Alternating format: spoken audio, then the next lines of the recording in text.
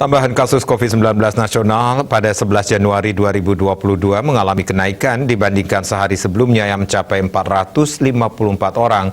Jumlah tambahannya hampir mencapai 2 kali lipat dengan kisaran 800-an orang.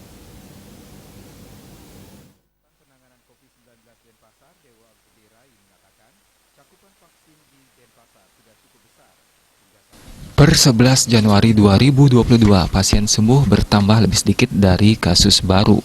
Kesembuhan pasien bertambah sebanyak 400-an orang. Korban jiwa akibat COVID-19 dilaporkan lebih banyak dari sehari sebelumnya yang mencapai 7 orang. Jumlahnya masih ada 1 digit.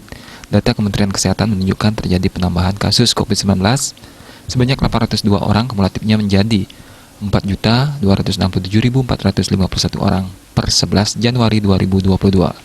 Turut dilaporkan pasien sembuh sebanyak 446 orang. Total pasien sembuh menjadi 4.116.648 orang atau 96,5%. Korban jiwa tercatat 8 orang sehingga kumulatifnya menjadi 144.144 orang atau 3,4%. Selama pandemi berlangsung sejak Maret 2020, jumlah pasien COVID-19 yang masih dirawat mencapai 6.659 orang atau 0,1. Suspeknya sebanyak 5.045 orang. Diah Dewi, Bali Pos melaporkan.